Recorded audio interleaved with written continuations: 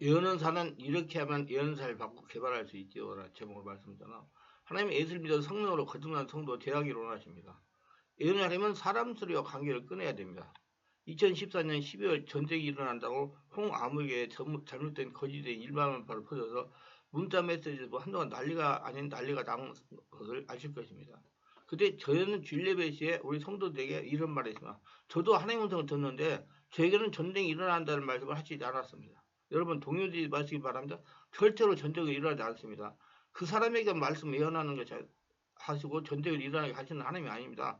분명히 하나님은 저에게도 말씀을 하십니다. 하나님은 주와께서 자기 비밀을 그동 선지자에게 보이지 아니하고는 결코 행하심이 없으시는 아모스 3장 7절 분명히 말씀하십니다. 특별히 사람에게 말씀하시는 하나님이 아니시고 성령으로 세례받고 성령 인도받는 모두에게 예언의 말씀을 들려주십니다. 우리가 하나님의 계시를 받아 예언을 하려면 이렇게 사람의 말에 동요되면 안 되는 겁니다. 하나님의 사람의 말을 듣고 동요되는 사람과 상관하지 않습니다. 이것이 예언의 숨은 비밀입니다. 예언자인 개념을 바르게 이해해야 됩니다. 예언은 세상 점술과 같이 예언가를 찾아가 기둥을 아뢰는 것이 아닙니다. 하나님 뜻과 길을 성령을 통해서 직접 아는 겁니다. 예언은 개인이 자신 안에 계신 성령으로부터 직접 들어야 됩니다. 설령 남을 통해 예언을 들었다 할지라도 자신에게 계신 성령에게 하문해가지고 확증을 하고 행동해야 됩니다. 그래야 자신과 하나님 관계가 열리는 겁니다. 자신 안에 임재하시는 성령으로부터 예언 계시를 듣는 습관을 들여야 됩니다. 일부 목사자들이 이 사람 저 사람 예언가들에게 예언을 듣고 돌아다니는 분들이 계시는데 이는 좋은 습관이 되지 못합니다. 빠른 시일 내에 자신 안에 임재하신 성령으로부터 예언 계시를 듣는 통로를 열어야 됩니다. 직접 하나님과 관계에서 계시를 받는 통로. 왜 모세에게 말 잘하는 아론을 붙여주셨습니까? 모세는 하나님의 음성을 직접 듣지만 아론은 직접 듣지 못합니다. 왜입니까? 아론은 육신에 속한 자이기 때문입니다. 그래서 하나님께서 아론에게 직접 말하지 않고 모세를 통해서 말씀하시는 겁니다. 아론은 모세의 시종이나 마찬가지입니다. 하나님의 음성을 직접 듣지 못하면 사람의 시종밖에 할 수 없습니다. 목사님들은 하나님께 직접 듣고 직접 쓰임을 받아야 됩니다. 예수님은 우리가 왜 예언의 은사를 개발해야 하는가 바르게 알려면 하나님께서 인간을 창조하시는 목적을 분명히 이해하면 의문이 풀리게 됩니다. 하나님께서 인간을 왜 창조하셨을까요?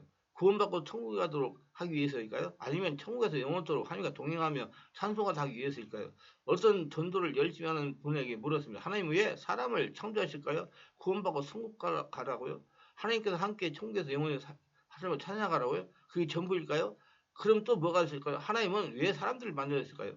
친척이나 친구들에게 전도를 하다면 곤란한 질문들을 받을 때도 있지만 좀 더 근본적인 문제에 대한 진지한 질문이 갑니다. 그중 하나가 하나님께서 인간을 창조하신 목적이 무엇일까 하는 질문이 아닐까 싶습니다. 저 또한 동일한 질문을 받고 정확하게 대답 못할 때가 있었습니다. 이내 성경학교에 있고 묵상하며 그 답을 찾아나가서 그리고 몇 가지 이유를 발견하고 정리할 수 있었습니다. 개인적으로 발견한 인간 작서의 목적은 5가지로 이야기 됩니다. 개인적으로 정리한 것이기 때문에 더 있을 수가 있겠습니다. 참고로 들으시길 바랍니다. 첫째, 하나님께서는 인간을 창조하는 목적은 피조물을 정복하고 다스리게 하기 위함입니다.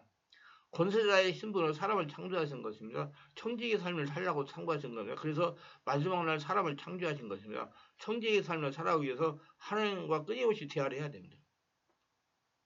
하나님과 대화하기 위해서는 하나님과 같은 영성이 필요합니다. 영적인 성령으로 거듭나는 영적인 사람이 되어야 된다는 말이죠. 그리고 하나님의 말씀을 들었으면 순종해야 됩니다. 그래야 하나님과 같이 동행하며 살아갈 수가 있는 것입니다. 하지만 인간이 사단의 유혹으로 죄를 짓게 되고 그 결과 권세를 잃어버리게 됐습니다. 하나님께서 인간에게 부여한 권세를 회복하기 위해서 예수 그리스도를 보내시고 피 흘림을 통한 죄사함이라는 대속법으로 권세를 회복할 수 있도록 하셨습니다. 그리고 회복된 권세는 현세에도 사용하며 이 땅에서 하나님 나라를 건설한 일꾼으로 살다가 천국까지 영원히 유지되고 누리게 될 것을 약속하셨습니다. 성경 전체에 나열된 주제 중 하나가 인간의 천부적 권세와 죄로 인한 권세의 실종, 예수 그리스도에 통한 권세 회복과 영원한 천국의 권세의 행사입니다. 한없는 은혜입니다. 둘째는 주의 뜻대로 쓰시기 위해서입니다. 그러니까 주님이 그 사람한테 일하시기 위해서입니다. 하나님께서 온갖 것을 그 쓰임에 적당하게 지으셨습니다. 악인마저도 악한 날에 적당히 하셨다고 말씀하십니다. 하나님은 선한 뜻을 위해 쓰임을 받는다는 것은 그래서 피조물 인간으로 가질 수 있는 가장 큰 영광의 은혜입니다. 하나님께서 인간을 통해 이 땅에 하나님의 나라를 건설하기 위해서 하나님의 음성을 듣고 순종하는 것입니다. 하나님의 뜻 예언을 알기 위해서 음성을 들려주십니다. 하나님의 뜻 음성을 듣고 순종하기 위해서 예언의 말씀을 주시는 것입니다. 세 번째는 하나님의 영광을 위해서입니다. 하나님께서 이스라엘에 대해서 말씀하시면서 이스라엘 위해서 비롯된 하나님의 이름을 불리는 모든 자는 하나님의 영광을 위해 창조한 것이며 하나님 자신을 위해 지었고 또 찬송하도록 하기 위한 목적이 있다고 말씀하십니다. 넷째는 하나님으로 인간들을 즐거워하려고 창조하신 것입니다. 하나님으로 즐거워하고 하나님으로 말미암아 기뻐할 수 있도록 하신 겁니다. 특히 만물을 다스리는 권세자로서 인간을 창조할 때 인간은 스스로 존귀한 존재를 알 수 있을 것이며 다른 사람도 귀한 존재 인정을 받게 됩니다. 다섯째, 증인된 삶을 살게 하려고 세상에서 구원하셨습니다. 예수님의 증인된 삶을 살아가는 성령의 인도를 받으며 예수님의 대형권 역할을 하기 위해서 전인 투복을 받아야 됩니다. 하나님께서 인간을 창조하시고 예수님을 통해서 세상에 구원하시는 목적은 잘되게 하여 세상을 하나님 나라를 건설하기 위해서입니다. 하나님이 인간을 창조하신 이유와 목적에 대한 명확한 성경적 지식을 갖는 것은 다른 어떤 지식에 못지않게 중요하게 여깁니다.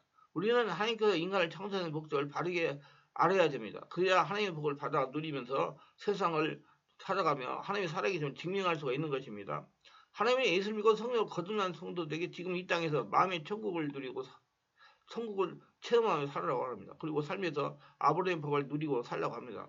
마음의 천국을 누리면서 하나님께 주신 아브라함의 복을 가지고 하나님 나라를 건설하는 군사로 쓰임없다가 천국에 입성하기를 원하시는 겁니다. 하나님의 뜻을 바르게 알고 성령의 인도를 받으며 하나님 음성에 순종하며 살기 위해서 예언한 자와 하나님 음성을 듣는 마음의 귀를 개발해야 되는 것입니다. 하나님은 홍해가에서 모세와 하나님을 원망하는 것과 같은 크리스천을 원하지 않습니다. 어떠한 어려움이 봉착해도 두려워하지 않고 하나님께 물어 기도하여 고다에 모든 어려움이 닥쳐오더라도 하나님께 물어보는 모세와 같은 크리스천을 원하시는 겁니다. 문제가 있을 때마다 원망하게 급급하는 이스라엘 사람들은 하나님의 손을 구하는 사람입니다. 하나님 해주기를 기다리는 사람이에요. 이 사람은 절대로 하나님과 친밀해질 수 없어요. 모세와 같이 하나님의 얼굴을 구하는 사람이 되어야 하나님과 친밀해질 수가 있습니다. 하나님은 모든 크리스찬들이 하나님의 얼굴을 구하는 자가 되기를 원합니다. 하나님의 뜻인 예언의 음성을 듣기 위해 이렇게 해야 됩니다. 첫째, 성령으로 세례를 받아야 됩니다. 성령으로 세례를 받아야 성령으로 하나님의 계시 예언을 받을 수가 있습니다. 태어나야 되는데 다시 죽고 태어나야 된다.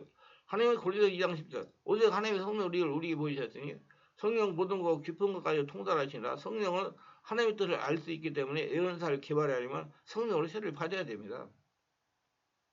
성령의 세례란 우리가 예수 믿고 나서 특별한 경험을 하는 경우입니다. 성령의 특별한 역사를 받으면 기쁜 것을 회개하는 경험도 하게 됩니다. 바울 사도가 한 번은 에베소 교회를 방문했으면 교인들에게 바울이 너희가 믿을 때 성령을 받으냐 가르지 아니다. 우리는 성령이 있음을 듣지 못하였노라. 그럼 너희가 무슨 세례를 받으냐? 제가 요한의 세례라. 사도행전 19장 2, 3절에 말씀했어. 이때 바울이 그들에게 안수하여 성령이 그들이 임하였으므로 방언하고 예언자인 모두 12사람 중 되니라. 사도행전 19장 6절에 말씀을 해서 성령 세례의 필요성을 알게 됐고 성령 세례 받은 사람이 다른 사람에게 전이할 수 있다는 것도 깨닫게 했습니다. 에베소 교회 교인들이 성령으로 세례를 받으니 방언도 하고 예언했다고 기록되어 있습니다. 성령으로 세례를 받아야 성령으로 하나님 계시를 받을 수가 있습니다.